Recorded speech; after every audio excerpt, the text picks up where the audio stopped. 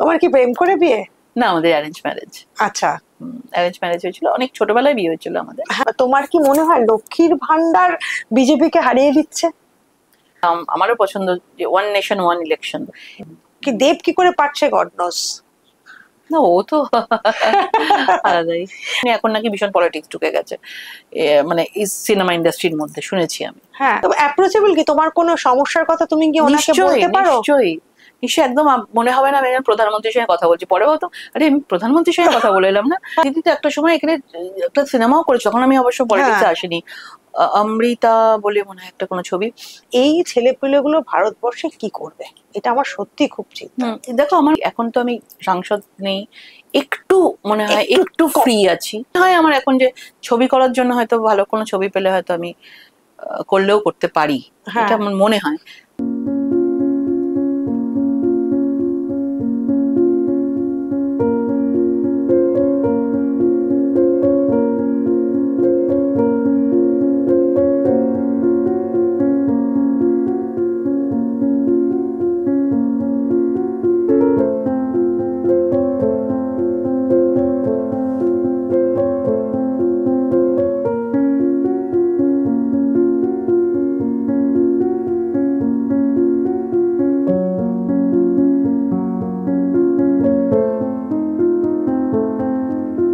নমস্কার, নিবেদিতা অনলাইনে আমি নিবেদিতা দে আপনাদের স্বাগত। দুর্গাপুজো কেটে গেল, হ্যাঁ, তাও রেস্ট রয়ে গেছে, কারণ আগামীকালই লক্ষ্মী পুজো। তো এই তো রেস্ট চলবে এখন, দুর্গাপুজো, লক্ষ্মী পুজো, দিওয়ালি, ও নবরাত্রিটাও কেটে গেল। তো যাই হোক, এই যে ফেস্টিভ সিজনটা আসছে, তার মধ্যে আমাদের মাঝে এসে পড়েছে একেবারে ফেস্টিভ সিজনের মাঝখানটায় লকেট। সবকিছুর মাঝে যে মধ্যিখানে যিনি থাকেন, সেই লকেট আজকে আমার চ্যানেলে এসছে এবং আমি খুব খুশি। লকেট, তুমি এসছো আমার চ্যানেলে, তোমাকে স্বাগত। Thank you very much for coming. তুমি আমায় ডেকেছো, এর জন্য অনেক অনেক ধন্যবাদ। আর তোমায় খুব সুন্দর লাগছে দেখতে। ও, থ্যাংক ইউ।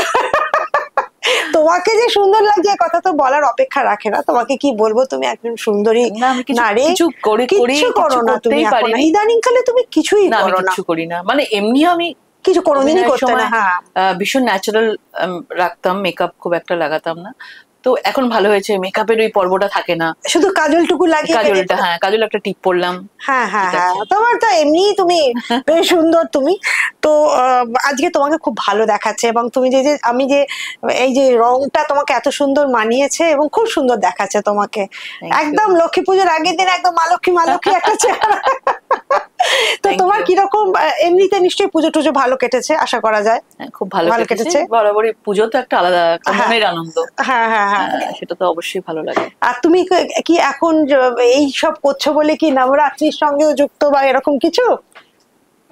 নবরাত্রিটা আমি মানে আমি যখন দিল্লিতে গেছি, তো নবরাত্রি সবাই তো ওখানে, সবাই মানে দুর্গাপুজোটা ওখানে নবরাত্রির মতো, নবরাত্রি আর দুর্গাপুজো অনেক তফাৎ। হ্যাঁ, কিন্তু ওখানে নর্থ ইন্ডিয়াতে নবরাত্রি চলে, ওদের একটা ভীষণ একটা বিরাট ব্যাপার থাকে। 9 দিন ধরে ব্রত পালন করে, বাড়িতে পুজো হচ্ছে, পুজোর পরিবেশ থাকে। আমার না খুব ভালো লেগেছিল। আমি উত্তরাখণ্ডেও ছিলাম 6 মাস প্রায় ইলেকশনের সময়। আমার তারপরে আমি 3 না 4 বছর মানে নবরাত্রি করছি।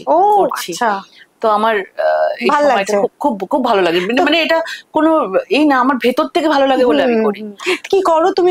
মানে না, ওটাতে তোমার ব্রত থাকে, মানে জাস্ট সেই সময়তে তুমি ভেজ খাওয়া আর অনেক কিছু জিনিস থাকে, মানে আমি তো ওখান থেকেই শিখেছি। সাবুর খিচুড়ি খাও, অনেক সবজি টবজি খাওয়া যায় না, শ্যামক চাল খাও, সাবুর খিচুড়ি খাও।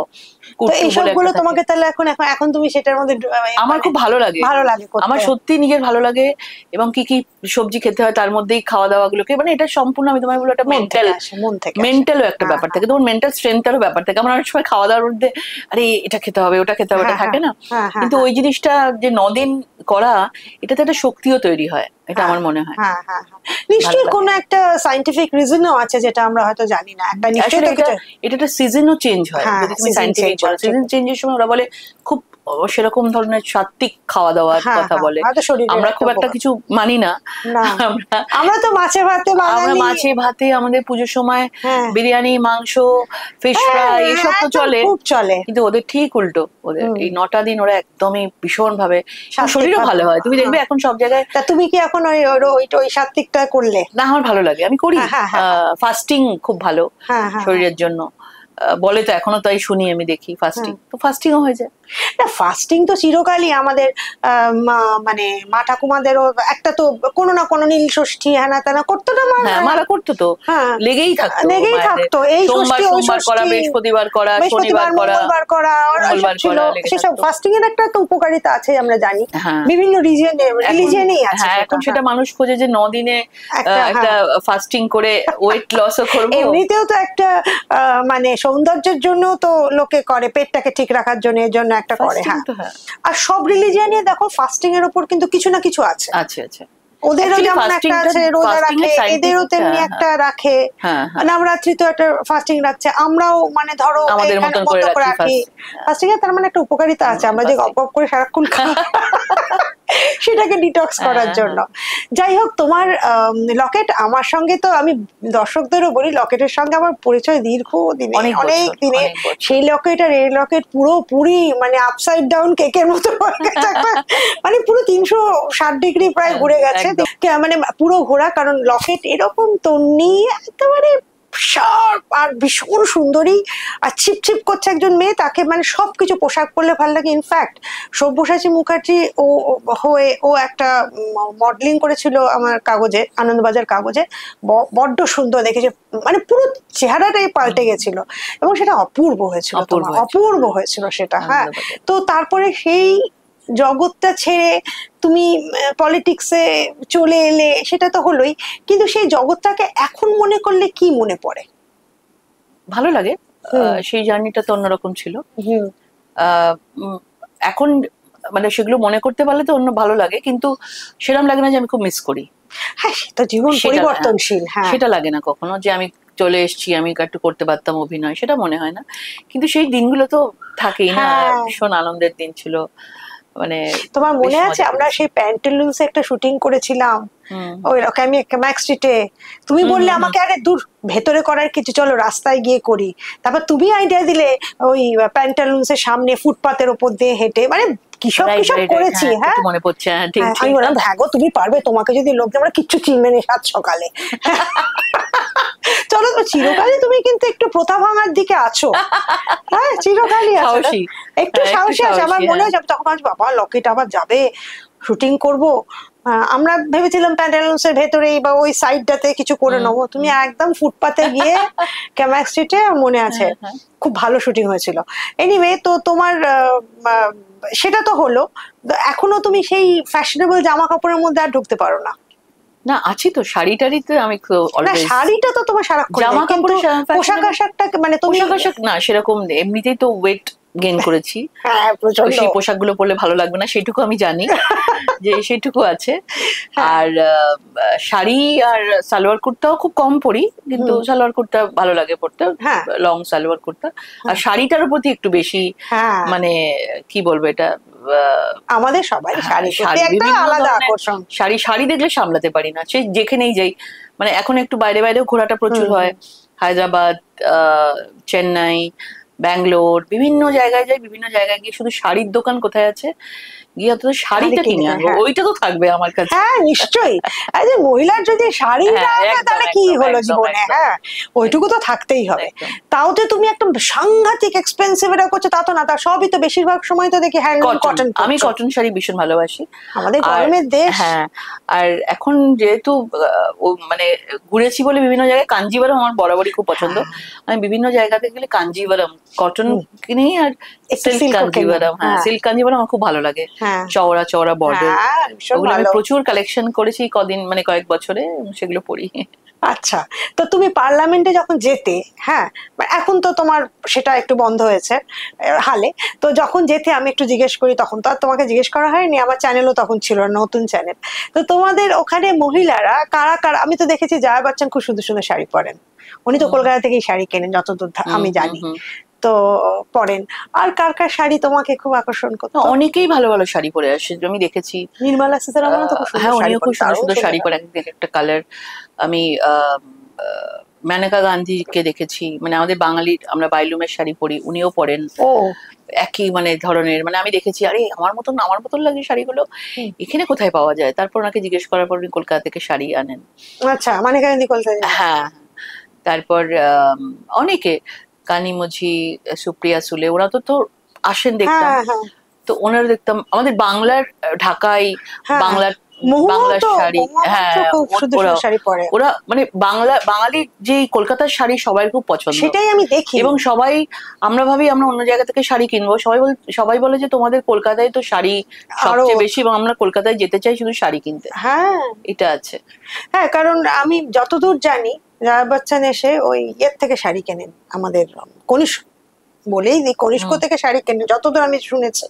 কারণ ওরা তো ভেতর, মানে ওরা কেউ তো বলতে চায় না, কারণ ওটা তো একটা ভেতরে রাখে, সবাই ট্রেজার করে কোথা থেকে একটু বেছে বেছে কিনবো। সবাই সব জায়গা থেকে শাড়ি কেনে, মানে আমি বলছি সবাই সব জায়গা থেকে এখন, মানে অনেক জায়গায় তুমি শান্তিপুর, নডিয়া টডিয়া চলে যাও না, ওইদিকেও তুমি প্রচুর শাড়ি পাবে। ওটা তো আরো, ওখানে তো বোনা হচ্ছে। আমাদের এইটুকু তো। এই যে তোমরা ঘুরতে যাও বিভিন্ন জায়গায়, প্রচার টোচারে যাও, সেখানে গিয়ে মনে হয় না একটু দেখি ওদের তাঁতির ঘরটা সময় পাই? হ্যাঁ, তাঁতিদের ঘরে গেছি আমরা, তাঁতিদের বিভিন্ন ভাবে তারা কিভাবে তাদেরকে উৎসাহ দেওয়া যায় তার জন্য গেছি, এখানে তাঁত বোনা হচ্ছে গেছি, কিন্তু এইসব দোকানে গিয়ে শাড়িটা, এটা না, সেটা তো হয় না, একদমই হয় না। কারণ আমাদের কাজ একদম, প্রচুর মানুষ থাকে, আমাদের তাদের মধ্যেই থাকা হয়, অনেক দূর দূর যাওয়া আসা, 4 ঘন্টা 5 ঘন্টা 6 ঘন্টা করে জার্নি, প্রচুর ট্রাভেল করতে হয়। না, তুমি ভীষণ খেটে পলিটিক্স করো, এটা তোমার চোখ মুখ দেখলেই বোঝা যায়, এবং আমরা সবাই জানিও। হ্যাঁ, কারণ ঠিক মানে কি ফ্যান্সি পলিটিক্স তুমি করো না, এটা সত্যি কথা না, খুবই গ্রাউন্ডেড। হ্যাঁ, আর তুমি তো লোকসভা জিতেছো, ফলে তোমাকে তো আরো বেশি গ্রাউন্ডেড হতে হয়েছে। ফলে তোমার জার্নিটা, মানে ধরো কলকাতায় একটা নৃত্যশিল্পী থেকে তারপরে অভিনয় থেকে করতে করতে একেবারে পার্লামেন্ট, মানে এ তো একটা, মানে কি বলবো, এরকম করে একটা জার্নি হলো। হঠাৎ কি হলো তুমি মোদির সভায় ছিলে না? না, এটা কোনো বিষয় না, কারণ আমাদের না অনেক অভিমান ছিল কি? না না না, এরকম কিছুই হয়নি। মানে এগুলো নানা রকম ভাবে মিডিয়ারা, আসলে আমাদের তো একটা, আমরা ভেতরে সিস্টেমে চলি, আমাদের পার্টিকুলার সিস্টেমে চলে। মানে আমি কোন কোন জায়গাগুলো যাবো, শ্রমিক বাবু মানে তোমাকে ফোন করেছেন? জানতেন না বিষয়টা। আচ্ছা, আমার উপরে থাকার কথাই না অ্যাকচুয়ালি। মানে সেটা কে ডিসাইড করেন? ডিসাইড করে মানে আমাদের, কি করে বোঝাবো, না না, আমাদের বিভিন্ন, আমি যেমন তোমাকে কি বলবো, রাঢ় বেঙ্গল বলি আমরা একটা জোনকে, নর্থ বেঙ্গল বলি একটা জোনকে, সেরকম রাঢ় বেঙ্গলে 8খানা জেলা, আমি ওইখানকার কনভেনার। আমি ওইগুলোতে কোনো প্রোগ্রাম হলে আমি অলওয়েজ থাকতে হয় আমাকে, তো আমি ওখানে থাকি। কিন্তু কলকাতা বলছেন যে দুর্গাপুরে ওকে দেখলাম যে এত, না, ওইটা তো ওইখানেই পড়ে, ওদিকটাতেই পড়ে, তোমাদের জঙ্গল, পুরুলিয়া, বাঁকুড়া, দুর্গাপুর, সেই জন্য ওখানটা আমাকে থাকতে হয়েছিল। আচ্ছা, ওখানে আমাকে, ওটা আমার দায়িত্বের মধ্যে পড়ে। আচ্ছা, হ্যাঁ। তো মানে আমাদের নিজেদের একটা সিস্টেম আছে, দেখো বাইরের লোকে তো সেই সিস্টেম জানার কথা না। এটা কি ট্রু নাকি? আমি যেটা আমি মানে আমরাও জানি, দিলীপ বাবু চলে গেলেন, দিলীপ বাবু সরাসরি বললেন ওনার এখন তো বিজেপি, রাজ্য বিজেপি সেরকম কোনো কাজ নেই, যদি কাজ থাকে তো আমি তো থাকতাম। হ্যাঁ, কিন্তু উনি চলে গেলেন ব্যাঙ্গালোরে। হ্যাঁ, আর তুমি গেলে না, তুমি বললে আমি জানতাম না যেখানে সভা হচ্ছে। তো এটা একটু কিরকম লাগলো? না না, আমার ওখানে থাকার কথাই না, আমি জানি। মানে দেখো, এসব তো আমি কাউকে কোনো মিডিয়ার সাথে কথা হয়নি আমার সাথে, স্পেকুলেট তো অনেক কিছুই হয়ে যায়, অনেক কিছু গল্পের গরু গাছে ওঠে, এটা তো হয়ই। মিডিয়ারাও পছন্দ করে যে এরকম কিছু একটা ইন্টারেস্টিং স্টোরি টোরি করা যায়, কিন্তু আমার সাথে। লকেট এখন রাজ্য বিজেপিতে কি অবস্থায় আছে? আমি তো জেনারেল সেক্রেটারি আছি, আমি মানে আছি অনেকদিন ধরে। আগে মহিলা মোর্চা প্রেসিডেন্ট ছিলাম, 4 বছর কাজ করেছি ওই সময়। এখন মহিলা মোর্চা প্রেসিডেন্ট, তার আগে তো রূপা ছিল, তার আগে রূপাদি ছিল 1 বছর, তারপরে আমি ছিলাম 4 বছর। তারপরে অগ্নিমিত্রা এসেছিল 1 বছর থেকেছে, তারপরে ফাল্গুনি, তারপরে তনুজা বলে একজন ছিল, তারপরে ফাল্গুনি আছে। আচ্ছা আচ্ছা আচ্ছা, এই যে অগ্নিমিত্রার একটা শরীর খারাপ হলো, মানে বলছে তো ইয়ে হয়েছে, একটা ব্রেনে ক্লট মতো কিছু হয়েছে। রূপাদিরও কিন্তু একটা ব্রেনে ক্লট হয়েছে। রূপাদিরটা তুমি কি বলছিলে, কি কারণে? রূপাদির ডায়মন্ড হারবারে গেছিল একটা জায়গায়, কোনো কিছু একটা মহিলার হয়েছিল, অনেক 2016-র ঘটনা, 16 না 15-র ঘটনা। তো তখন রূপাদি কয়েকজন মেয়েকে নিয়ে গেছিল, তারপরে সবাই ওখানে ঘিরে ধরে, গাড়ি ঘিরে ধরে, এবং হ্যাঁ ঘিরে ধরে, এবং তারপরে ওরা কেউ কিছু বলে, এবং তারপরে না ওদের একটু মানে ধাক্কাধাক্কিও হয়, সেখানে রূপাদির মাথায় লেগে যায়। ও আচ্ছা। রূপাদি মাথায় লেগে যাওয়াতে রূপাদি একটু মানে অসুস্থ ফিল করে, তারপরে হসপিটালাইজড হয়েছিল, আমি দেখতেও গেছিলাম।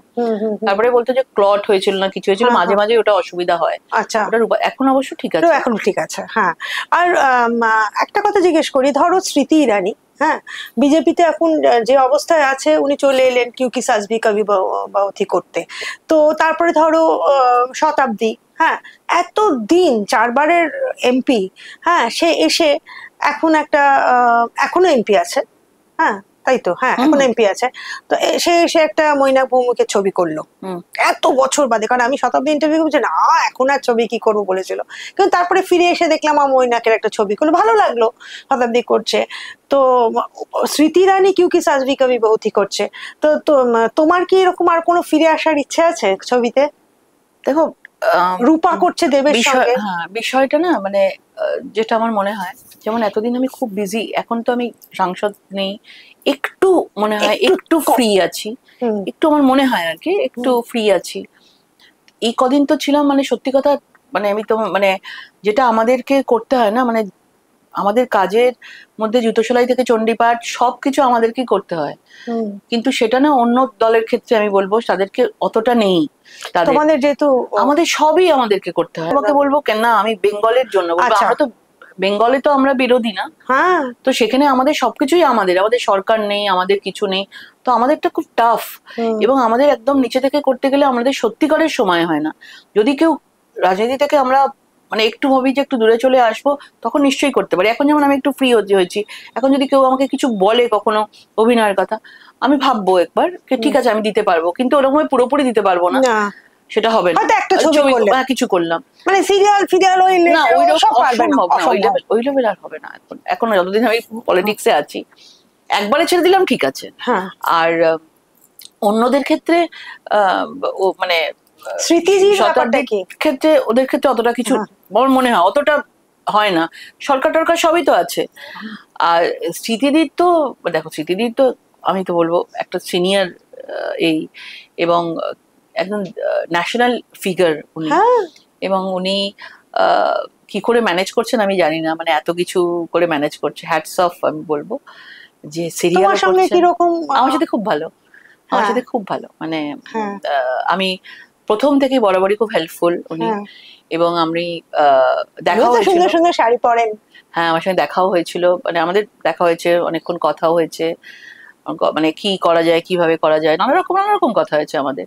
ইলেকশনের রেজাল্টের পরে আমিও তো লুজ করেছি, উনিও লুজ করেছেন, তা উনিও যতটুকুনি সাপোর্ট দেওয়ার কি করা যায় সেটা উনি অনেকটা মানে ওনাকে একটা ইয়েতে ওই আপকি আদালত যেটা হয় সেটাতে বলছিলেন যে দেখছিলাম যে স্মৃতি ভীষণ ভালো কথা বলেন উনি, হ্যাঁ মানে ভীষণ বুদ্ধিমতী কথা বলেন, ওকে বলছিল যে স্মৃতি ইরানি এখন লো প্রোফাইল হয়ে গেছে, বলে আরে আপনাদের তো সমস্যা, আমি হাই প্রোফাইল থাকলেও আপনাদের প্রবলেম, লো প্রোফাইল থাকলেও প্রবলেম। হ্যাঁ, তো স্মৃতি ইরানিকে আমার খুব ফ্যাসিনেটিং লাগে, কারণ কতগুলো ভাষা জানে, বাংলা জানে, মা বোধহয় বাঙালি, মা বাঙালি, তো ওনার বাংলার প্রতি ইন্টারেস্টটা কিরকম, মানে কোনো আছে কি আদৌ নাকি না?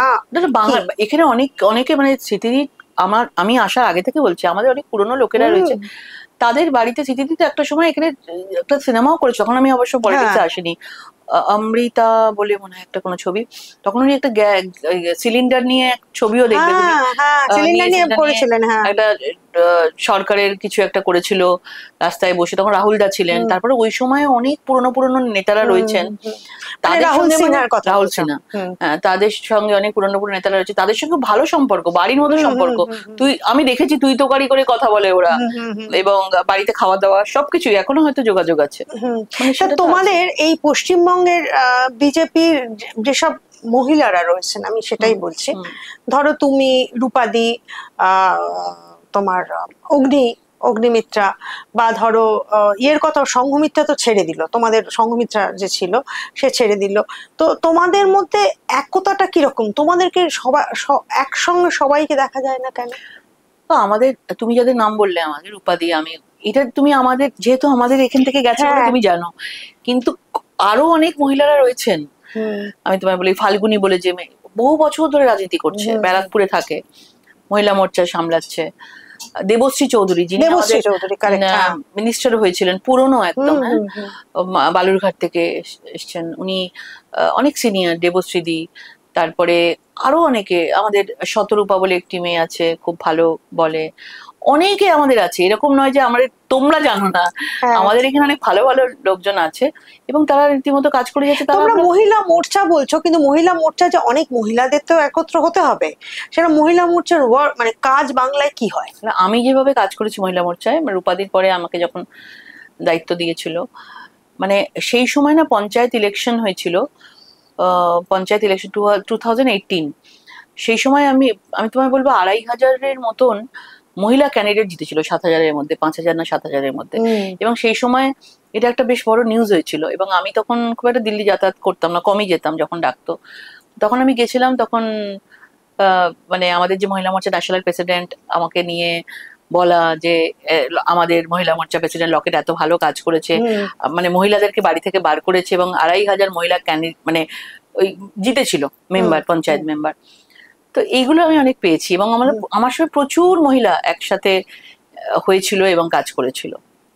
আচ্ছা, আর একটু পলিটিক্সের কথা বলে আবার তোমার ছোটবেলাকার কথায় চলে যাই। সেটা হচ্ছে যে এই যে 26 আসছে তো, 26 আসছে তো, তোমাদের কিরকম মানে পরিস্থিতিটা কিরকম তোমার মনে হয় এখন?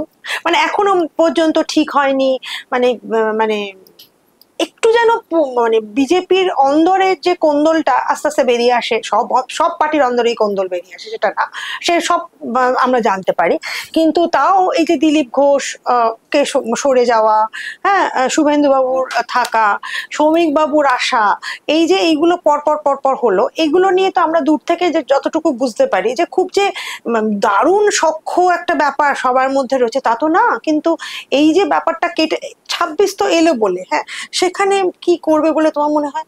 দেখো, শ্রমিক দা, শুভেন্দু দা, দিলীপ দা ছিল, সুকান্ত মজুমদার ছিল, দেখো আমাদের একটা প্রসেস আছে, ছন্দ আমাদের ন্যাশনাল থেকে চলছে, ন্যাশনাল, তারপরে স্টেট, তারপরে ডিস্ট্রিক্ট, তারপরে মন্ডল আছে, তারপরে শক্তি কেন্দ্র, তারপরে বুথ, একদম নিচে অব্দি। তো আমাদের একটা প্রসেস আছে। বুথের লোকটাও কিন্তু আমাদের বুথ প্রেসিডেন্ট থেকেছে 3 বছর, তারপর কিন্তু আবার তাকে নিয়ে অন্য বুথ প্রেসিডেন্ট আসবে। সেরকম মানে জেলাতেও তাই হয়। এটা আমাদের এখানে হয়েছে। কেউ যদি মনে করে যে না, মানে আমাদের বাইরে থেকে মনে হচ্ছে আরে একে সরিয়ে দিল, না না, এটা একটা ছন্দের মতো চলতে থাকে। তো তুমি একটা বলছো লকেট, না তো না, আমি সিরিয়াসলি বলছি তোমাকে, এটা সব জায়গাতে তুমি অন্য স্টেটে যাও, তুমি ইউপি যাও, তুমি রাজস্থান যাও, তুমি মধ্যপ্রদেশ যাও, সব একই, এটা একটা প্রসেস। তোমার একটা প্যান ইন্ডিয়া আছে না, এক্সপোজার আছে, তুমি তো ইউপিতে আমি অনেক জায়গায় কাজ করেছি। আমি মানে দিল্লিতে সুযোগে, মানে আমি উত্তরাখণ্ড, ইউপি, রাজস্থানে গেছি, মধ্যপ্রদেশে কাজ করেছি। কি ধরনের কাজ করেছো? মানে সভা করেছি, ইলেকশনে নিয়ে গেছে। উত্তরাখণ্ডে তো আমি একটা ইলেকশনের প্রভারী ছিলাম, কো প্রভারী। মানে প্রহ্লাদ যোশী মিনিস্টার আছেন, ওনার সাথে আমি কো প্রভারী, সিএম ছিলেন। তারপরে আমাদের কোনো সময় উত্তরাখণ্ডে আমাদের সরকার রিপিট হয়, যে কোনো সময় সরকার রিপিট হয় না, কংগ্রেস আসে, তারপর বিজেপি আসে, তারপর কংগ্রেস আসে, বিজেপি। তো এই প্রথম বিজেপি আবার বিজেপি, এটা ইতিহাসে হয়নি উত্তরাখণ্ডে কখনো। এবং সেখানে আমি ছিলাম এবং সেখানে কাজ করার সুযোগ পেয়েছিলাম। এবং আমি একদম সত্যি কথা, যে কাজটা দেয় আমি একদম পুরোপুরি ভাবে করেছি। উত্তরাখণ্ড প্রচুর ঘুরেছি, প্রচুর মন্দিরে গেছি, প্রচুর মানুষের সঙ্গে দেখা করেছি। উত্তরাখণ্ডের মানুষ এখন সবাই আমায় চেনে এরকম।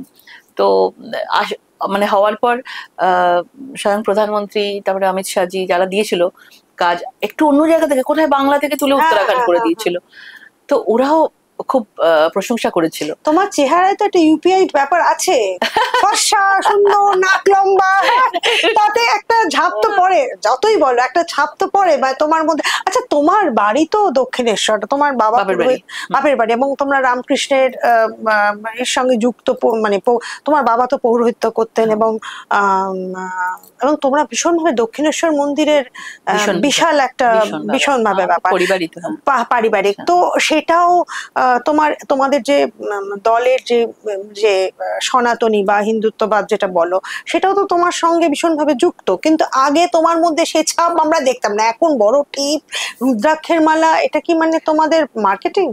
না দেখো, আমি তো আমাদের কাছে নাচ শিখতাম, আর তুমি যদি বলো আমার গ্রুমিং কোথা থেকে হয়েছে, মমতা শঙ্কর, তুমি যদি বলো আমার গ্রুমিং কোথা থেকে হয়েছে, ওনার কাছ থেকে।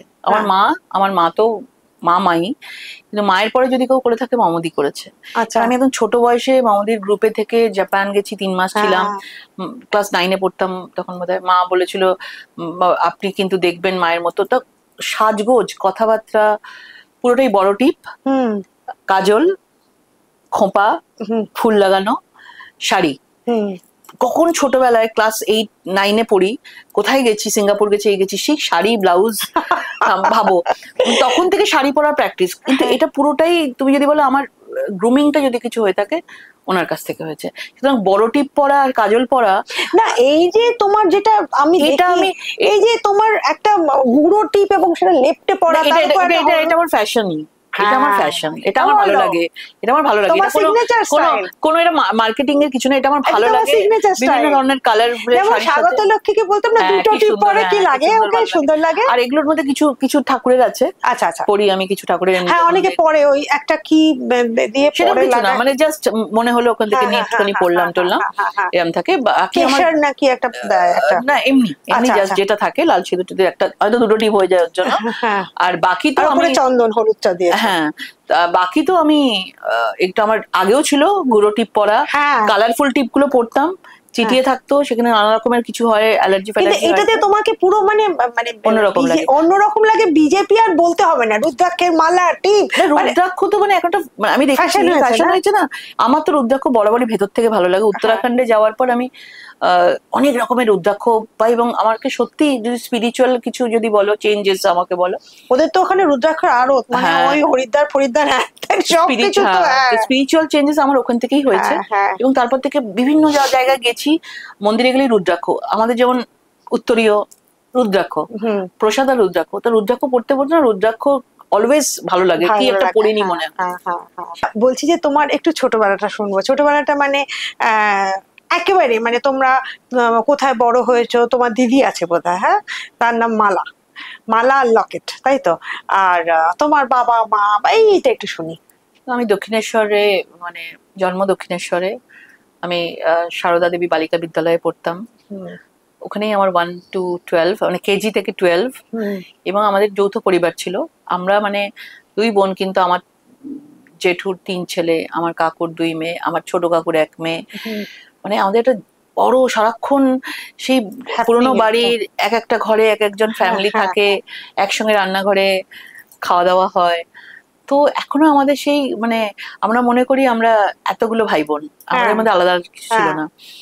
এবং স্কুলে যাওয়া, কেউ মর্নিং স্কুলে গেল, মা আমাকে নিয়ে আসছে, তো এরা যাচ্ছে ডে স্কুলে যাচ্ছে। তার খেলাধুলো কিন্তু ছোটবেলা থেকে যেটা মানে আমার মায়ের হয়তো ইচ্ছে ছিল, আমার মা আমাকে ছোটবেলা থেকে ভীষণ ব্যস্ত করে রেখেছিল, যেটা মানে সারাক্ষণ মায়ের ইচ্ছে ছিল মেয়ে নাচ শিখুক, মায়ের ইচ্ছে ছিল মেয়ে গান শিখুক, সব আমার উপর। তুমি মমতার কাছে ক্লাস করতে কি করে? আমি আসতাম, আমি দক্ষিণেশ্বর থেকে আসতাম, 234 নম্বর বাসে করে আসতাম আমি ডানলাপ থেকে। মা নিয়ে আসতাম, আর স্কুলের 4টের সময় ছুটি হতো, 5টা 10 থেকে এখানে স্কুল শুরু হতো গড়িয়াহাটে। তো মমদিকে মা বলেছিল যে এরকম আমি নিয়ে আসবো স্কুল থেকে। তখন মানে আমার যে এজ গ্রুপটা ছিল সেটা বি গ্রুপ ছিল, কিন্তু আমি সি গ্রুপে আমাকে দেওয়া হয়েছিল, বিকজ আমার টাইমিং হতো না। সি গ্রুপে না মানে 18 না 25+ ছিল, আর তখন আমি খুবই ছোট, কিন্তু আমি সবাই থেকে ওখানে ছোট হয়ে যেতাম। বিবাহিতরাও আসছে, 50 বছরের মহিলাও আসছে, সেখানে আমি ছিলাম ছোট, কিন্তু আমার কিছু করার নেই, ওই টাইমটাই হতো। আর মা তখন আমার জন্য স্কুলে পরীক্ষা দিচ্ছি, 4টের সময় ছুটি হতো, মা বলতো 10 মিনিট আগে বেরিয়ে আসবি, ট্রেনটা ধরতে হবে। মানে মার ইচ্ছেটা কি প্রবল ছিল! ওরে বাবা, মানে আমি তো কিছু আমার মাই বলবো টেনে প্রত্যেকের মধ্যে কিছু থাকে, টেনে বার করেছে। এবং মা আমার জন্য একটা সাদা রঙের হোয়াইট ফ্লাস্ক ছিল, ওর মধ্যে গরম দুধ নিয়ে আসতো এবং দাঁড়িয়ে থাকতো রিক্সা নিয়ে। তো আমি বেরোতাম তাড়াতাড়ি করে, 10 মিনিট আগে বেরোতাম, পরীক্ষা দিয়ে বলতো পরীক্ষা 10 মিনিট আগে শেষ করবি। আচ্ছা, তার মধ্যে আমাকে রেজাল্টও ভালো করতে হবে, 1st 2nd 3rd মধ্যে হতে হবে, এত প্রেশার। তারপরে আমি বেরোতাম রিক্সা করে, দক্ষিণেশ্বর স্টেশনে আসতাম সেই সময়, ওখান থেকে ট্রেনে করে শিয়ালদা থেকে আবার নর্থ থেকে সাউথ, যেটা সাউথ ইস্টার্ন, ওদিক থেকে দৌড়ে গিয়ে ওখান থেকে ট্রেনে উঠে এই গড়িয়াহাটের বালিগঞ্জ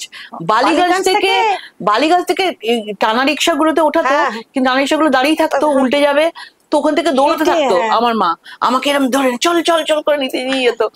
তারপরে ওখানে গিয়ে জামা কাপড় চেঞ্জ করতাম, সালোয়ার কুর্তা ছিল সাদা রঙের, মমদির ওখানে আমাদের কস্টিউম ইউনিফর্ম। তারপরে মা সঙ্গে সঙ্গে করে ডাকতো, হয়তো কি হলো, কোথায় গেল রকেট, কোথায় গেল, ডাকতো মমদি। তো হ্যাঁ মামুদি আসছে, ও একটু খাচ্ছে, তো গরম দুধ দিয়ে আমি খেয়ে নিলাম। বা গেলাম, আসতাম যখন, তখন বাসে করে ফিরতাম গড়িয়াহাট থেকে। আর বইয়ের পড়া ফিজিক্স কেমিস্ট্রি যা ছিল আমার এখনো মনে আছে, ওই বাসের লাইট জ্বলতো, আমি এরকম করে পড়তে পড়তে আসছি, পরের দিন আবার পরীক্ষা আছে। নাচও করেছি। মানে ছোটবেলা থেকে মানে খেলাধুলো আমাকে কিছু হয়নি, কিন্তু ওইটা পুরো নাচ, তুমি তো অনেক রকম নাচ শিখেছো। মানে আমাকে কোন জায়গায় সারাক্ষণ বেজে থাকতাম। আমাকে আমার ছেলেকে আমি পাইনি সেটা করতে।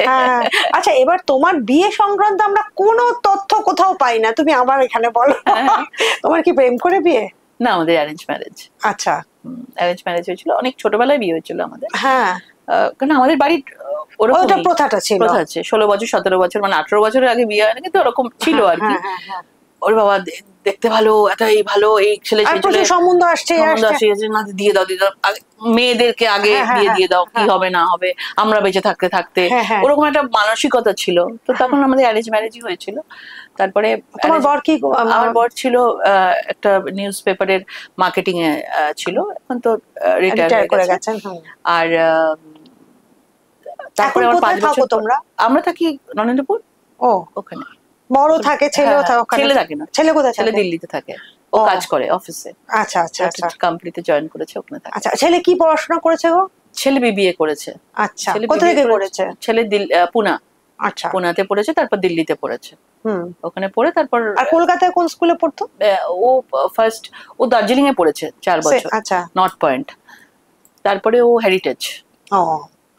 মানে তার মানে ছেলেকে তুমি একটু হস্টেলে দিয়ে মানুষ করেছো, তাই? ছোটবেলায় হস্টেলে ছিল, যখন আমার এই ফিল্ম, আমার এইসব ক্যারিয়ার ছিল, সেই সময় 3, 4, 5, 6। তোমাকে খুব একটা পাইনি সেদিকে বলতে গেলে, না? ছোটবেলায় তো পাইনি, কারণ আমার ছেলে হওয়া আর আমার অ্যাক্টিং ক্যারিয়ার একসাথে। মানে আমি ভাবতেই পারিনি যে এটা হবে। মানে বিয়ের পরে অভিনয় এসেছো? 2000-এ আমার বিয়ে হয়েছে, 95-এ। আমি 2099-এ অভিনয় এসেছি, আর 2000-এ আমার ছেলে হয়েছে। তুমি তাহলে গ্রাজুয়েশন সব বিয়ের পরে করেছি। কোথা থেকে করেছো গ্রাজুয়েশন? হ্যাঁ, যোগমায়াতে না? যোগমায়া করেছি। হ্যাঁ, যোগমায়াতে গ্রাজুয়েশন করেছো। তার মানে বর খুব কনসিডারেট ছিল, মানে খুব কনসিডারেট বলবো না, মানে খুব সাপোর্টিভ আর কি। হ্যাঁ, অলওয়েজ। তাই তো? হ্যাঁ। তো তোমার এই যে ছেলে হলো, তার অভিনয়টা তোমার আসাটা একটু শুনে নি চট করে। অভিনয় আসাটা 99-এ অভিনয় এসেছিলাম। একটা তো সমরেশ মজুমদারের ভালোবাসা থেকে যাওয়ার জন্য এসেছিলাম, ওটাতে বলেছিল, দোলন রায় ছিল। ওটা শুটিংটা শুরু হয়েছিল তোমার হায়দ্রাবাদ ফিল্ম সিটিতে। আচ্ছা। এবং অদ্ভুত 99 6th মে আমি প্রথম শুটিং করতে যাই, আর 2006 মে আমার ছেলে হয়েছে। ও মা! মানে 6 মেটা তোমার খুব মনে আছে আর কি। হ্যাঁ, আমি ট্রেনে উঠেছিলাম 6th মে। আচ্ছা। হ্যাঁ, 99 আমার এখনো মনে আছে। আমি এখানে একটা হায়দ্রাবাদ যাচ্ছিলাম, কি একটা ট্রেন ছিল, তো আমাকে মা গিয়ে উঠিয়ে দিয়ে এলো ট্রেনে। 2 দিন ধরে, একদিন 37 ঘন্টা না কত জার্নি করে গেছি, ওখানে থেকেছি 20-25 দিন শুটিং করার। মা খুব এন্টারপ্রাইজিং, ভীষণ। ওইটা পুরো তোমার ইনজেক্ট করে দিয়েছেন। একদম একদম একদম একদম। ট্রেনে মা ছাড়া মায়ের কপি, মানে আমাকে সবাই বলে আমার বাড়ির আমি মায়ের পুরো কপি। এখন উনি মারা গেছেন। সরি, 2017-এ মারা গেছেন উনি। কোভিড নাকি? না, কোভিডের আগে? না, কোভিডের আগে। আচ্ছা, মানে সেরিব্রাল হয়েছিল। তারপরে বাবা 2007-এ মারা গেছে। আচ্ছা আচ্ছা আচ্ছা আচ্ছা। আচ্ছা, তো মানে মাই তোমাকে বেসিক্যালি পুরো পুশ করে, পুরো ভেতর থেকে। আমি তো তোমার দিদি এখন কি করে? এই হাউস ওয়াইফ। আচ্ছা আচ্ছা। জামাই বাবু মানে রিটায়ার হয়ে গেছে। হ্যাঁ, কাজ করতে। হ্যাঁ হ্যাঁ। আর তোমাদের ওই পুরনো বাড়ি আছে এখনো? সেখানে থাকে কে থাকে? কাকা কাকিরা থাকে? না, আমার এক কাকু আছেন, সেজ কাকু বেঁচে আছেন, উনি আছেন। আর তো কেউ নেই সেরকম আমাদের, সবাই ভাই বোনরা সব ছড়িয়ে গেছে। আর দাদারা থাকে, উপরে থাকে। দাদাদের তো সুবিধা, বউ এলো দাদারা, আমরা সব বাড়ি থেকে বেরিয়ে যাই, আমাদের এরকম থাকে। হ্যাঁ, বোনগুলো চলে গেলে বোনগুলো চলে এলো সব। কিন্তু দাদাদের সাথে ওই জায়গাটা রয়েছে, মানে রাখিতে তারপর এই বিজয়া দশমী, আমি প্রত্যেক বিজয়া দশমীতে আমার মা এটা করেছিল, মানে আমি বিয়ের পরে একটা দিন আমি যাবই, সেটা প্রথম থেকে আমার, যে বিজয়া দশমীতে মায়ের সাথে গিয়ে বরণ করতাম আমাদের প্যান্ডেলে, কেউ আটকাতে পারবে না আমাকে, কেউ যদি বলতে না না না না, সেটা আমি এখনো মেনটেন করি। এখনো ওখানে আমাদের পাড়ার পুজো হয়, আমার দাদারা পাড়াতে যেরকম হয়, পাড়াতে সেই চেয়ারে বসে আমাদের সব ছিল, ছোটবেলায় ওখানেই থাকতাম পুজোতে। তো একটা দিন যেখানেই থাকি বিজয়া দশমীতে গিয়ে মাকে বরণ করি। এখন তো মা নেই, আমি একাই চলে এলে। হ্যাঁ গেলাম। তারপরে দাদাদের বউ, ওরাই সব বৌদিরাই সব রেডি ফেডি করে রাখে, তো ওরাই দেয় বরণের থালাটা। আমি গিয়ে বরণ টরণ করলাম প্রণাম করে, ভীষণ। এবারে 75 বছর হচ্ছে, একবার আয় না এখানে। আমি তো যাবো দশমীতে। না না, একটু গান ফান যদি হয়, একটু নেচে টেচে গান ফান গিয়ে দিই যা। আমি বললাম ঠিক আছে, দেখছি দাঁড়া। তুমি তো মানে ধরো দিল্লি থেকে, মানে তোমার তো দিল্লি আর কলকাতাটা এখন মোটামুটি ডেলি প্যাসেঞ্জার হয়ে গেছে। হ্যাঁ, ওখানে তোমার বাংলো টাংলো রয়েছে নিশ্চয়ই? সেখানে বাড়ি আছে আমার, ছেলে থাকে। হ্যাঁ, ছেলে থাকে, ছেলে তো কাজ করে, ছেলেরও একটা জায়গা আছে থাকা।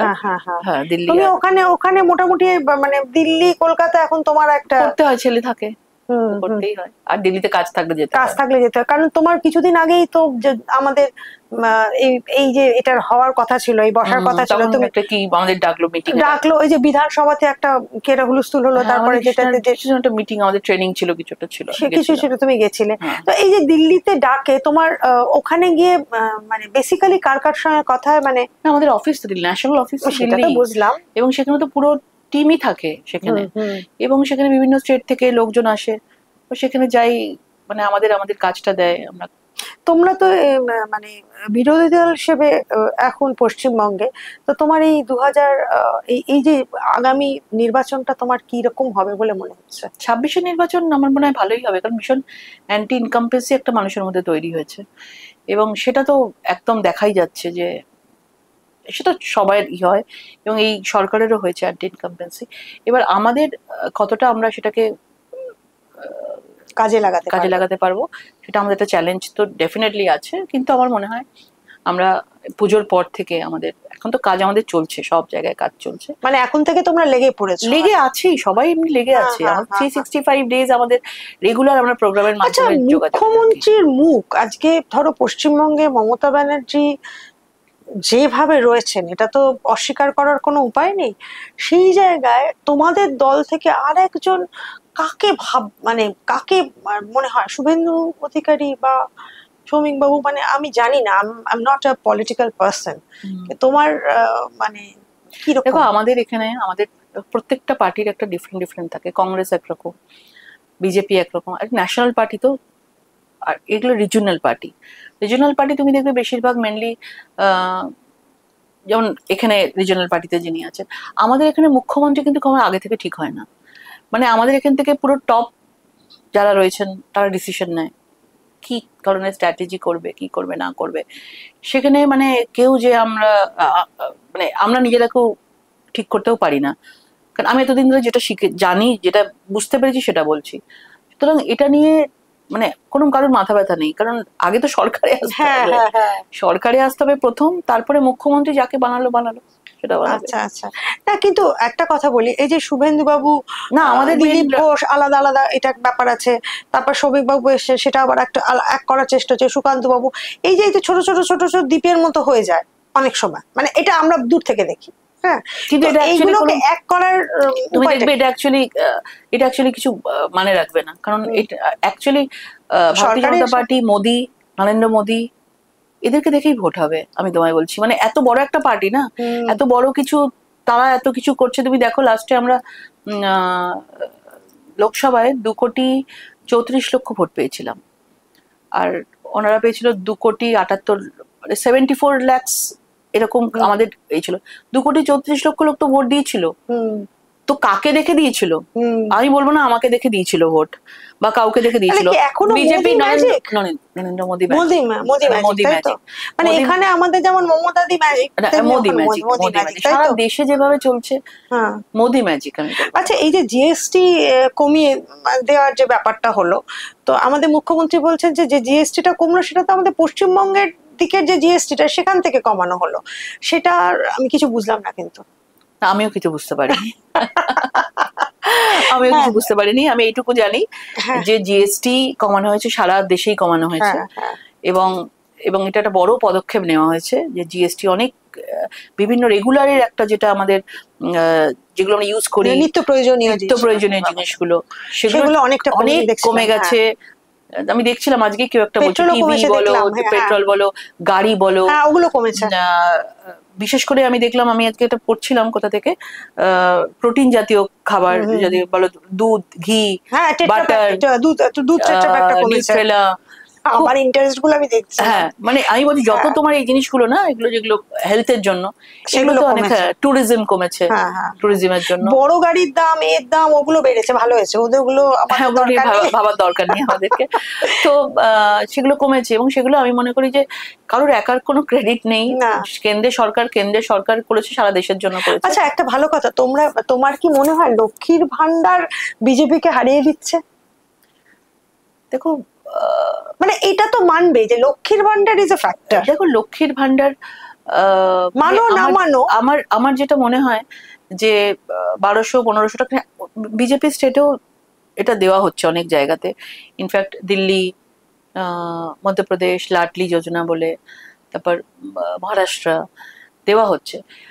দেখো কত দেওয়া হয় গো মহারাষ্ট্র? আমার খেয়াল নেই, 2500-3000 এরকম হবে কিছু, আমার ঠিক খেয়াল নেই। তো মানে যেটা ডেফিনেটলি মহিলাদের কাছে টাকা যাচ্ছে, ওদের কাছে একটা, মানে মনে তো হচ্ছে একটা বিশাল পাওয়া তাদের কাছে, একটা গ্রামের মহিলাদের কাছে টাকা যাওয়া, এবং সেটা অন্য লোকেদের, অন্য স্টেটেও যাচ্ছে, কিন্তু তার বদলে যেটা হচ্ছে না, তার বদলে যে জিনিসটা মানে ছিনিয়ে নিচ্ছে তাদের কাছ থেকে, যেমন ধরো প্রত্যেকটা জায়গায়, বিভিন্ন জায়গায় মহিলাদের উপর অত্যাচার হচ্ছে বা কিছু হচ্ছে, তার কোনো শাস্তি নেই, তার কোনো বিচার নেই, কিছু নেই। মানে এই টাকাটা দিয়ে কোথাও একটা মুখ বন্ধ করে দেওয়ার মতো হচ্ছে। হ্যাঁ, আর একটা জিনিস হচ্ছে যেটা, এই টাকাটা দেওয়া হচ্ছে, টাকাটা পেলো কোত্থেকে? টাকাটা হচ্ছে বিভিন্ন ধরনের সরকারি প্রকল্পের টাকা আসছে, সেইখান থেকে টাকাটা বাদ দিয়ে, সেইখানে টাকার খরচা না করে সেগুলোকে দেওয়া হচ্ছে মেলাতে, এই এত পুজোতে। আমি পুজোতে বারণ করছি না, নিশ্চয়ই দুর্গা পুজোতে দেওয়া হচ্ছে, কিন্তু তুমি তো দিয়ে দাও, তুমি তো প্রপার যে যোজনাতে খরচা করার কথা সেগুলো তো প্রপারলি করো। সেই দেখা যাচ্ছে যে মানে এখানে যেহেতু এটা ফেডারেল স্ট্রাকচারের উপর আমাদের পুরো দেশটা চলে, সেহেতু টাকা তো চলে আসছে, কিন্তু সেই টাকাগুলো ঠিক কোন পথে খরচা হবে সেটা ডিসাইড করছে এই সরকার। সেই জন্য আমরা কিছু করতে পারছি না।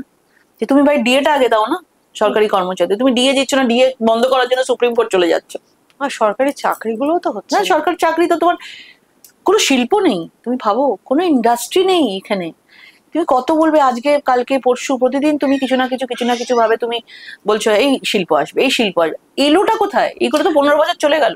দেখো লকের, একটা কথা বলি, আমার তোমার মানে যতই তুমি মানে পলিটিক্যালি করো করো, সব পুরোটাই তো ধরো মধ্যবিত্ত জীবনযাত্রার মধ্যে আমরা বেঁচে আছি।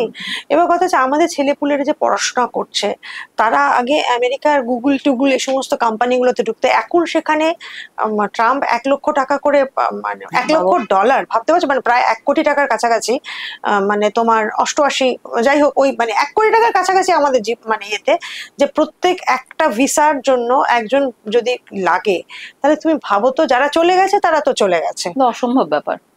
এবার এই যে ব্রেন ড্রেন তো হবে না, তাহলে কেউ তো যেতে পারবে না ওখানে। হ্যাঁ, মধ্যবিত্ত বাড়ির ছেলের অসম্ভব ব্যাপার। এইবার এই ছেলেপিলেগুলো যখন থেকে যাবে ভারতবর্ষে, যাদের একটা প্রচন্ড চূড়ান্ত ব্রেন, যারা গুগলে গিয়ে কাজ করে সুন্দর পিচাইয়ের সঙ্গে, যারা অন্যান্য জায়গাগুলোতে কাজ করে, মানে ধরো ওই ভ্যালিতে, মানে সিলিকন ভ্যালিতে যে সমস্ত কাজগুলো আছে, এবার তুমি আমাকে বলো এই ছেলেপিলেগুলো ভারতবর্ষে, আমি পশ্চিমবঙ্গের কথা বলছি, সারা ভারত, এটা পুরো গ্লোবাল সমস্যা তো হচ্ছে একটা, এআই এসে, এবার এই ছেলেপিলেগুলো ভারতবর্ষে কি করবে, এটা আমার সত্যি খুব চিন্তা। দেখো, আমার যেটা মনে হয় যে আমি যেভাবে পলিটিক্স দেখছি, ট্রাম্পের কেউই তো পছন্দ করছেন না ওনাকে, এবং আমার মনে হয় এই জিনিসটা বেশি দিন টানটুনি পারবেন না, এটা আমার মনে হয়। একদিন তো প্রতিবাদ হবেই। এটা শুধু মানে দেশটায় এত ভালো ভালো ট্যালেন্টেড ভারতবর্ষের লোকেরা এত গিয়ে বসে আছে, দেশটা ওই জন্য চলছে। দেশটার আসল ব্রেনটাই তো নষ্ট হয়ে যাবে, যেটা 75% বলছে যে ওখানে ব্রেনটাই, যেটা যে কাজটা চালাচ্ছে ইউএসএটাকে চালাচ্ছে, যারা কাজটা অ্যাকচুয়ালি করছে, তারা যদি না থাকে টেকনিক্যালিটিজের মধ্যে, যেটা তারাই দেশটা তো এক জায়গায় থেমে যাবে, সেটা বেশি দিন পারবেও না, এবং সেখানকার লোকই চালাতে পারবে না, সেখানকার লোকেরাই রিভোল্ট করবে। আমার মনে হয় না এটা বেশি দিন থাকবে। কিন্তু ওখানকার লোকরা তো চাইছে না বাইরের দেশের লোকজন আসুক, দেশটা তো এগোতেই পারবে না, আমেরিকা অনেক পেছনেই চলে যাবে।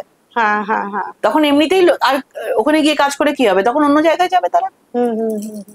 তো তুমি বলছো যে 26টাতে ভালো হবে তোমাদের একটা? নিশ্চয়ই ভালো হবে, এটা তুমি আশা রাখছো, তাই তো? হ্যাঁ, কারণ 26টার উপর অনেক কিছু নির্ভর করছে, কারণ 28টা প্রচুর আছে।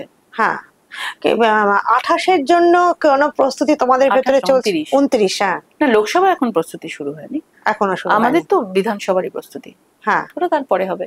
লোকসভা তো পুরো দেশ জুড়ে, সেই তো আলাদা একটা আবার ঘটনা। আমাদের দেশে তো প্রতি 2 বছর অন্তর অন্তরই তো এইটা শুরু, এটা এই সভা হলো তো ওই সভা, ওই জন্যই তো আমাদের বিধানসভা আবার ওই জন্যই একটা ভালো, যেটা আমারও পছন্দ, যে ওয়ান নেশন ওয়ান ইলেকশন, একবারই সব ইলেকশন করে বন্ধ করে দেয়, তাহলে মানুষ একবার বছরে একবার মানে 5 বছরে একবার ইলেকশন হবে, 4 বছর কিছু থাকবে না, সবাই নিজের কাজে থাকবে, নিজের ডেভেলপমেন্ট কি করে হয় দেশের সেগুলো দেখবে। তাহলে প্রত্যেকটা সময়তেই কোনো না কোনো স্টেটে দেখো না, এখন তো বিহার ইলেকশন, বিহারের পরেই আসাম, বেঙ্গল, তামিলনাড়ু, কেরল, পন্ডিচেরি, এইসব ইলেকশন মানে পরপর হতে চলেছে তোমার। এগুলোতে তো অসুবিধাও হয় না সরকারের পক্ষে। আচ্ছা, তুমি একটা কথা বলি, তুমি এই এত কাজের মধ্যে সিনেমা দেখতে সময় পাও? একদম না। ওটিটি দেখো? একদম চলেই গেছে আমার, মানে একদম চলে গেছে। এটা তো খুব কষ্টের ব্যাপার। ওটা চলেই গেছে ভেতর থেকে, মানে হয়ও না। মানে আমি 2 দিন আগেই বাই বাই ব্যাংকক দেখছিলাম। হ্যাঁ, ভাবি দেখবো যে প্রচুর সিনেমার যখন বলে এটা খুব ভালো লাগবে, কি ভালো ছবি বাই বাই ব্যাংকক, মানে যতবার দেখা যায় ততবার দেখা যায়। তোমার নেকলেস, বাই বাই ব্যাংকক, এগুলো বিখ্যাত বিখ্যাত সব ছবি, তাই না? আচ্ছা, সেই সময় তুমি আমাকে একটা কথা বলো, তখন তো ঋতুপর্ণা প্রসেনজিতের রমরমা, তোমরা যখন কাজ করছো। ঋতুদির তো তার না, ঋতুদি প্রসেনজিৎ তখন ছিল না, তখন রচনা ছিল। ও মানে ঋতুর পরেরটাতে? হ্যাঁ, তুমি ছিল, ঋতুদিও ছিল।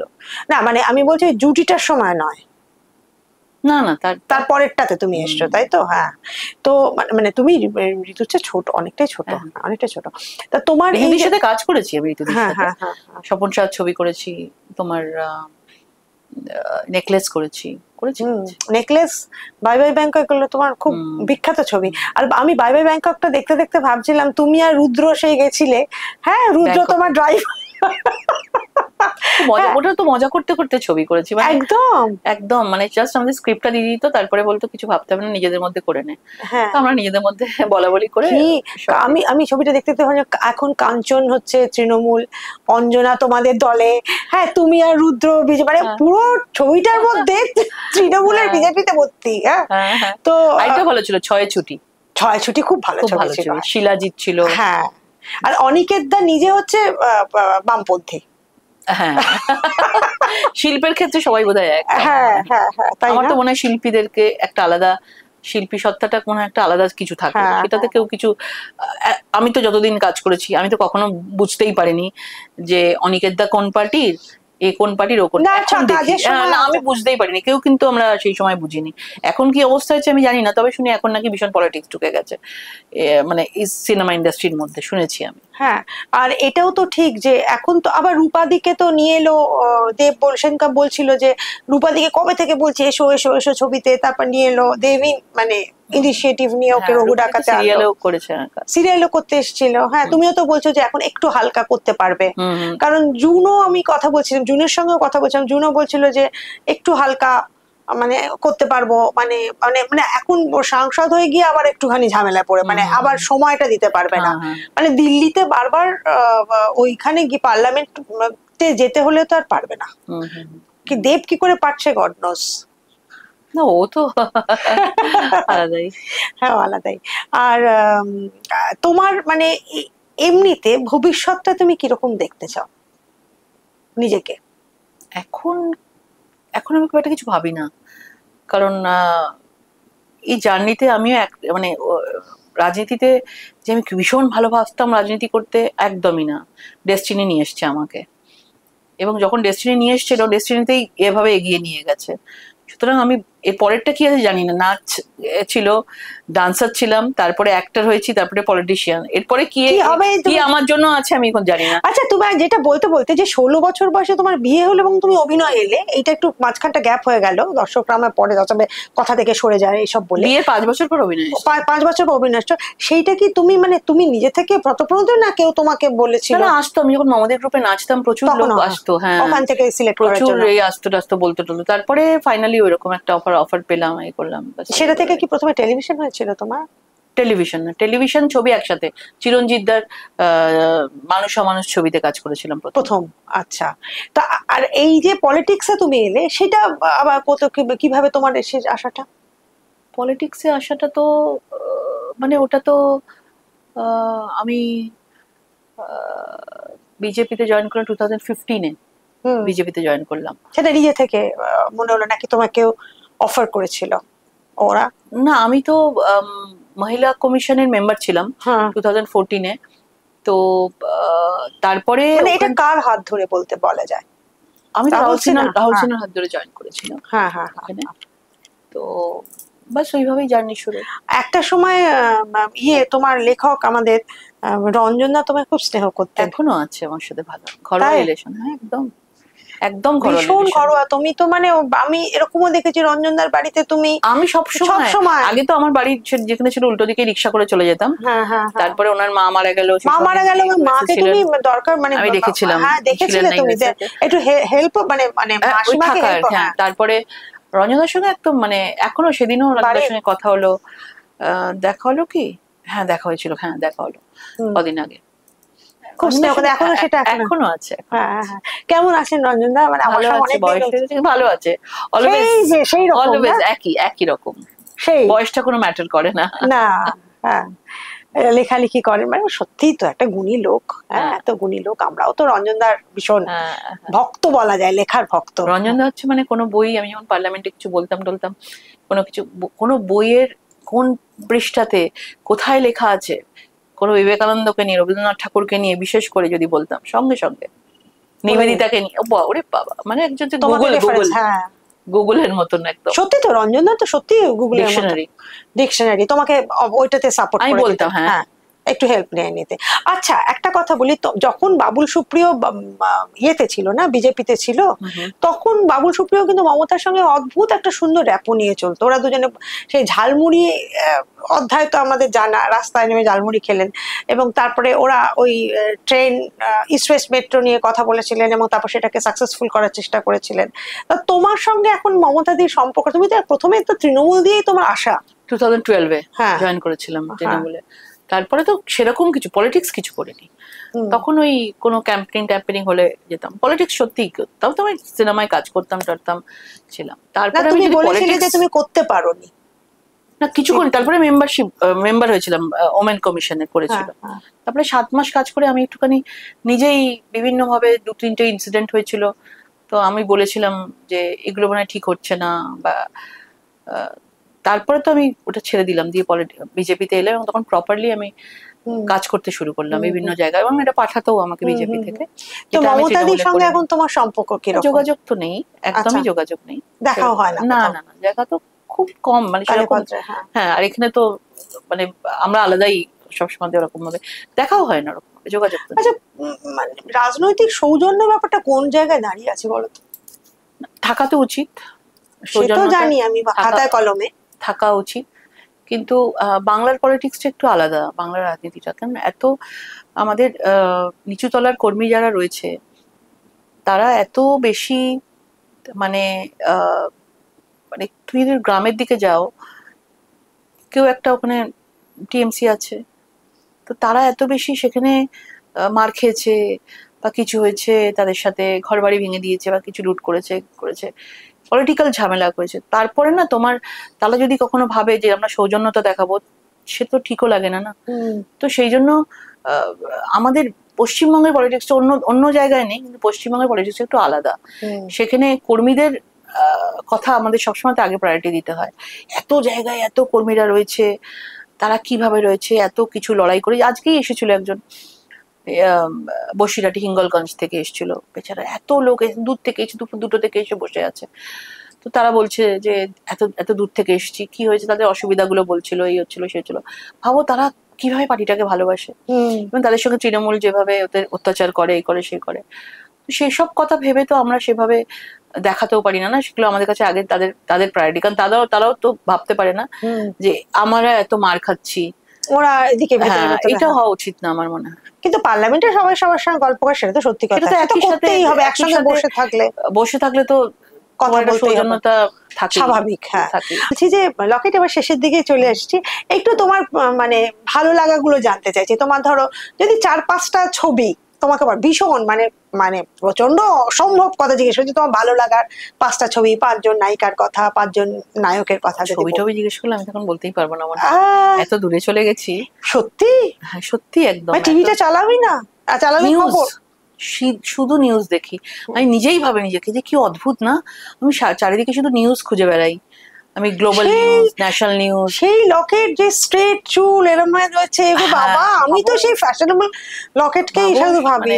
সত্যি, আর ছবির দিকে চ্যানেল গড়িয়েই দিতে হয় যারা, ইন্টারেস্টই চলে গেছে আসলে। তবু তোমার ভালো লাগার 4-5টা ছবি যদি বলতে হয়, মনে তো নিশ্চয়ই আছে। তোমার নিজের ভালো লাগার ছবি, তোমার ছবি বলো। আমার ছবি তো নেকলেস ভালো লেগেছিল। হ্যাঁ, নেকলেস ভালো লেগেছিল। ঋতুদার ছবি ভালো লেগেছে। সবকটাই মোটামুটি তখন সেই সময় সবকটাই দেখেছিলাম, এখন সেরকম ভাবে মনে পড়ছে না। আর হিন্দিতে তো মানে খানেদের মধ্যে কাকে তোমার পছন্দ? শাহরুখ খানকে। আর এমনিতে তোমার হিরোদের মধ্যে কাকে পছন্দ? কোথায় মানে হিন্দিতে? অজয় দেবগনকে ভালো লাগে। হ্যাঁ, তাই? ভালো লাগে। ওর একটা সিনেমা হাম দিল দে চুকে সনম, ওরে বাবা, হ্যাঁ, ওটা বেশ ভালো লেগেছিল। আর নায়িকাদের মধ্যে হিন্দিতে যদি বলো? নায়িকাদের মধ্যে তো কাজলকে ভালো লাগে, টাবুকে ভালো লাগে। তুমি ওইখানে থেমে গেছো না? তারপরে মানে দীপিকা পাড়ুকানে আসুনি? দীপিকাকেও ভালো লাগে, দীপিকাকেও ভালো লাগে। আলিয়াকে ভালো লাগে। হ্যাঁ, আলিয়া খুব ভালো করছে। হ্যাঁ, আর আমাদের এখানকার যদি তোমাকে বলা হয় দেব, জিৎ, এদের দুজনের মধ্যে? দেবের সাথে কাজ করেছি, ভালো লাগে। জিতের সাথে কাজ করেছি। বোম্বাদার সাথে তো প্রচুর কাজ করেছি, প্রচুর ফিল্ম করেছি বোম্বাদার সাথে। আলাদা করে বলতে পারবো না, কিন্তু 3জনের সাথেই ভালোভাবে কাজ করেছি, 3জনেই খুব ভালো। আর নায়িকাদের মধ্যে তো ঋতুদিকে তো তখন দেখেছি, ঋতুদি কাজ করেছে। এখানে শ্রাবন্তী, শুভশ্রী ভালো কাজ করছে। আমি ছবি কোয়েলের সাথে কাজ করেছি, ভালো। ঠিক আছে, ভালো লেগেছে, ভালো লেগেছে সবাইকে। তুমি একটু মানে মানে অফ হয়ে গেছো না ফিল্ম থেকে অফ হয়ে গেছি। এই যে ওটিটি এত হচ্ছে তোমার একটু ইচ্ছা করে না একটু? এতদিন তো মানে সুযোগই পাইনি, ভাবতেই পারিনি। অসম্ভব কথা, মানে মিথ্যা কথা বলা হবে তাহলে আমার, যে আমার সময় আছে। মনে হয় আমার এখন যে ছবি করার জন্য হয়তো ভালো কোনো ছবি পেলে হয়তো আমি করলেও করতে পারি, এটা আমার মনে হয়, মানে মাথায় আসছে এখন, জানি না কি হবে। হ্যাঁ, সে একটু এখন সময় পাচ্ছ বলে। হ্যাঁ, অল্প পুরোটা না। এই যে রচনা তোমার মধ্যে শেষে যে তোমাদের একটা হলো, মানে ওই যে তোমার বিধানসভার, হ্যাঁ, যেটা হলো, তুমি তো একবারও রচনার প্রসঙ্গে একটাও কোনো কুকথা বলেছো আমি শুনিনি। তোমরা দুজনে কন্টেম্পোরারি ছিলে, একসঙ্গে কাজ করেছো, ও জিতে গেল দিদি নাম্বার 1 থেকে এসে, তো সেটা তোমার কিরকম লাগলো? দেখো, প্রথম কথা হচ্ছে যে ওর সাথে তো আমি অনেক ছবিতে কাজ করেছি না, আমি ওকে কি করে বলবো, কারণ পলিটিক্সে আমি 11 বছর ধরে আছি এখানে, মানে আমি যদি পুরো পিওরলি একদম পুরো ফোকাস রয়েছি, এই কাজগুলোই করেছি আমি। আমার ছবির জগৎ সব জায়গা থেকে আমি বেরিয়ে গেছি, অফ হয়ে গিয়ে পুরোপুরি ফোকাস করে মানুষের জন্য কাজ করা, এদিক ওদিক ট্রাভেল, মানে সবই চলে গেছে বলতে গেলে আমার। কিন্তু ও তো মানে হঠাৎ করে টিকিট পেয়েছে, এসছে, জিতে গেছে, ওকে আমি পলিটিক্সের ওরকম ভাবে ভাবিই না ওকে। সেই জন্য আমি ওর সাথে মানে কিছু একটা হলে, কেউ কিছু বললে না না, ওর কোনো দোষ নেই। খারাপ লাগে না যে এই যে দিদি নাম্বার 1 থেকে এসে একটা, এটা তো মনে হয় যে এইগুলো জিনিসগুলো যেগুলো এখন চলে না পলিটিক্সের নাম করে, যে কোনো জায়গায় আচ্ছা লকেটের সাথে জিততেটা হবে, এর জন্য কাউকে একটা দিয়ে দাও, লকেটের সাথে কাকে দেবে, আচ্ছা দিদি নাম্বার 1 কে দিয়ে দাও, তাহলে হয়তো দিদি নাম্বার 1 থেকে সব চলে আসবে। আরে ভোটটা নেওয়ার পর তারপর কি হবে? এখন তো সবাই ভাববে না সাংসদ কি কাজ করেছে না করেছে, সেটা তো দেখবে। সেইটা তো একটা ব্যাপার আছে, কিন্তু এখন দেখছি সেটা নেই। মানে কোনো জায়গায় কাউকে একটা মানুষের একটা গিমিক, একটা কিছু করতে হবে, আর মানুষ আরে বাবা, তখন মানুষকে পুরো একদম ধোকা দিয়ে, মানে চোখ ধাঁধিয়ে সে ভোটটা নিয়ে নিল, তারপর কিন্তু নেই। তাই তো, হ্যাঁ, আমরা কেন কি করলাম? একজন পিওরলি পুরো আমাদের জন্য ভাবতো, কিছু হলেই একটা প্রতিবাদ করতো, সেইটা মানুষকে সেই সময়টা মানুষ চিন্তা করলো না। সেই সময় সব ভোট নিয়ে নিল, আরে দিদি নাম্বার ওয়ান, দিদি নাম্বার ওয়ান, দিদি নাম্বার, সবাইকে নাকি দিদি নাম্বার ওয়ান হবে। আমি বলছি, আমি ওকে কিছু বলছি না, ওদের স্ট্র্যাটেজিটাকে বলছি আমি। দিদি নাম্বার ওয়ান হলে কি হবে? একবার টিভিতে দর্শক হয়ে দিদি নাম্বার দেখাবে বলে তুমি ভোটটা দিয়ে দিচ্ছ 5 বছরের জন্য। তুমি হুগলির জনগণের ওপর তোমার একটু মনটা খারাপ হওয়ারই কথা না। মন খারাপের না, দেখো ভোটে থাকলে হার জিত হবেই, এটাকে নর্মালি নেওয়া উচিত। আবার আসবে, আবার তখন জিতবো। আচ্ছা, মোদিজির তো 75 বছর হলো, তো সেদিনটাতে তোমার মানে কিছু তুমি শুভেচ্ছা বার্তা কিছু পাঠিয়েছো বা কিছু? আমাদের তো প্রচুর কাজ ছিল। আমি আবার সেটার মোদিজির এই 75 বছরের আমাদের এটাতে বেঙ্গলের যতগুলো হচ্ছে সেটাতে আমারই দায়িত্ব আছে। আচ্ছা, শেষ 17th of September থেকে শুরু হয়েছে এবং সেটা টানা চলছে। সেই জন্যই তুমি ব্যস্ত ছিলে। হ্যাঁ, 25 ডিসেম্বর অবধি আছে। তুমি বললে যে প্রচন্ড ব্যস্ততা। 25 ডিসেম্বর অবধি এটা আছে। এবং তোমার আছে আমাদের ব্লাড ডোনেশন, হেলথ ক্যাম্প, তারপরে আমাদের 75। দেখো, এটাও তো এক ধরনের মূর্তি পুজোই প্রায় বলা যায়, একজন মানুষের জন্মদিন উপলক্ষে। না, তুমি সেটা দেখো, আমরা মূর্তি পুজো করছি না, আমরা এটা দিয়ে কি করছি, আমরা এইটাকে একটা ইস্যু বানিয়ে আমরা জনসংযোগ করতে পারছি। একটা তো কিছু চাই, যেমন 75th বার্থডেতে আমরা 75 ইউনিট রক্তের কথা বলেছি। আচ্ছা, ঠিক আছে। তারপরে ম্যারাথনে আমরা একটা যুবা ম্যারাথন হয়েছে বিবেকানন্দের এখান থেকে শ্যামবাজার পাঁচমাথার মোড় অব্দি। প্রচুর সেলিব্রিটি, প্রচুর লোকজনকে নিয়ে এসেছিলাম, প্রায় আমাদের 2,500-3,000 সংখ্যা হয়েছিল। সবাই দৌড়লো। কি নেশামুক্ত ভারত, এটা তো গুড কজ, এর মধ্যে কোনো পলিটিক্স ছিল না, গুড কজ। সেই রকম তুমি এখন করছি সেগুলো। সেইগুলোর মধ্যে প্রদর্শনী হয়েছে, ইন্ডিয়ান মিউজিয়ামে প্রদর্শনী চলছে আমাদের। একটা ফিল্ম দেখানো চলছে, চলো জিতে হ্যায় বলে, আইনক্সে।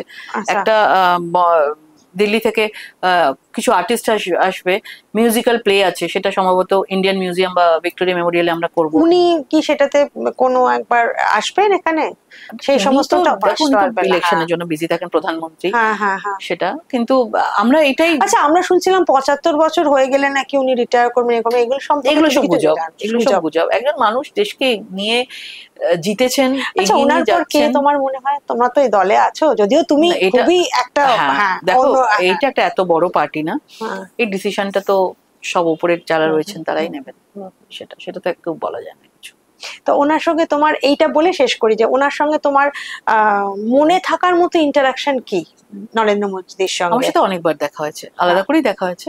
আমরা পার্লামেন্টে থাকা গিয়ে আমি উত্তরাখণ্ডে নাম ধরে, মানে লকেটজি, হ্যাঁ, পুরোপুরি ভাবে এখানে এলেও এসেছিলেন কদিন আগে, কেমন আছেন। আর পার্লামেন্টে তো যখনই দরকার হতো বা ডাকতেন, কথা হতো, বেঙ্গল নিয়েও কথা হতো, মনে রাখার মতন কথা, মানে ভীষণ শুনতেন সব কথা। মানে অ্যাপ্রোচেবল। কি তোমার কোনো সমস্যার কথা তুমি কি ওনাকে বলতে পারো? নিশ্চয়ই, একদম মনে হবে না আমি প্রধানমন্ত্রীর সঙ্গে কথা বলছি। পরে বলতো, আরে আমি প্রধানমন্ত্রীর সঙ্গে কথা বলে এলাম না। এমন ভাবে, কেমন আছেন, কি হচ্ছে, বাড়িতে কি করছে, বর কি করে, ছেলে কি করছে, হ্যাঁ, মানে এরকম ধরনের কথা। ছেলে কি করছে, আর কি হচ্ছে, কেমন চলছে পার্টি। উত্তরাখণ্ডে যখন আমি ছিলাম, ওখানে তো আমি তো এখান থেকে একাই গেছি, ওখানে তো সবাই উত্তরাখণ্ডী, সব নর্থেরই, সব নর্থ ইন্ডিয়ান। তোমাকে আমি গেছি, হ্যাঁ, তা আমি আলমোড়াতে হচ্ছে, আমি আলমোড়া জানতাম, একটা আলমোড়া একটা সুন্দর জায়গা, আলমোড়াতে সভা হচ্ছে, আমি সেখানে দাঁড়িয়ে আছি। তা আমাকে নিচে নেমে বললেন যে শরীর ঠিক আছে, ঠান্ডা লাগছে না? এখানে তো কলকাতা অত ঠান্ডা নেই, অসুবিধা হচ্ছে না? না, আমার অসুবিধা হচ্ছে না। এই যে বাবা এই ধরনের কথা বলে, হ্যাঁ বলে, এখানে তো নিশ্চয়ই, তো আমাদের দিদি এরকম কথা বলে, একদম এরকম ভাবে। এখানে তো নিশ্চয়ই তোমাদের তো ফিশ, মাছ ভাত তো তোমরা তুমি তো পাচ্ছ না। আলাম না, ঠিক আছে, আমার বেশ ভালোই লাগছে এখানে। বলে একদম ঠান্ডাটা দেখে কিন্তু, মানে সাবধানে থাকবে, এরকম টাইপের মানে কথাবার্তা, ভীষণই ঘরোয়া। মানে আমার সঙ্গে তো বেশ কয়েকবারই যখন আলাদাভাবে কোনো দরকারে গেছি, দেখা হয়েছে, মানে মনে হয় সলভ হয়েছে। তোমার কোনো প্রবলেম বলেছো, সলভ হয়েছে, এরকম হয়েছে? প্রবলেম তো মানে কি সে প্রবলেম, মানে ভালোই, বেশ অলওয়েজ একটা রেসপেক্ট আমি দেখেছি, এবং টাইম দিতেন, এটা আমাকে, এটাই সবচেয়ে বড় কথা আমার কাছে। প্রধানমন্ত্রী বলে কথা। তো আমি সাম আপ করছি এইভাবে যে আমার থেকে আমি এই যে লকেটকে ছুলাম আর উনি প্রধানমন্ত্রীকে ছুলেন, প্রধানমন্ত্রীর সঙ্গে আমার দূরত্ব ঠিক একটি টাচ। তো এইভাবেই আমি এটা সাম আপ করছি যে আমি লকেটকে ছুলাম আর লকেট প্রধানমন্ত্রীর সঙ্গে হ্যান্ডশেক করলেন, ফলে আমার একটি টাচ দূরত্বে রয়েছে আর কি আমার প্রধানমন্ত্রী। ঠিক যেরকম কিছুদিন আগে দেবাংশু এসেছিল, দেবাংশুর একটা টাচ দূরত্বে আছে মুখ্যমন্ত্রী। আমার ভাবলে খুব আনন্দ লাগছে আমার চ্যানেল নিবেদিতা অনলাইন এদের মতো প্রতিনিধিকে পাচ্ছে, এবং আমি চেষ্টা করছি এদের সঙ্গে গল্প করে আপনাদের যতটা সম্ভব আপনাদের মনটা ভালো রাখতে এবং আপনাদের মানে ঔৎসুক্যটা জাগিয়ে রাখতে। আশা করি আপনাদের এই গল্পটা ভালো লাগলো আমার, আর লকেটের এই গল্পটা ভালো লাগলো, এবং ভবিষ্যতেও এরকম সুন্দর সুন্দর মানুষকে আমরা আনবো যারা সুন্দর গল্প করে একটা আমাদের অনুষ্ঠানটাকে সজাগ রাখবেন, জমিয়ে রাখবেন, এবং আপনারা ভালো থাকবেন, আশেপাশে সবাইকে ভালো রাখবেন। আগামীকাল লক্ষ্মী পুজো, সুন্দর করে লক্ষ্মী পুজো করবেন আর শান্তিতে থাকবেন, শান্তি বিরাজ রাখবেন। নমস্কার। আমি লকেট, নিবেদিতা অনেক অনেক বছর আগেকার বন্ধু, এবং বন্ধু মানেই বুঝতে পারছেন একে অপরের ভালো লাগা, একে অপরকে এগিয়ে নিয়ে যাওয়া, এটা তো থাকবেই। এবং ও একটা সুন্দর, খুব সুন্দর একটা চ্যানেল করেছে নিবেদিতা অনলাইন। আমি এসছি সেখানে ওর সাথে গল্প করতে, আড্ডা দিতে। তো এরকম অসংখ্য মানুষের সঙ্গেও আড্ডা দিয়েছে, গল্প করেছে, এবং এই চ্যানেলের সাবস্ক্রাইবারও অনেক আস্তে আস্তে করে অনেক বেড়ে গেছে। ওকে আমি উইশ করছি ও আরো এগিয়ে চলুক, এবং আপনারা আরো বেশি বেশি করে নিবেদিতা অনলাইন দেখুন।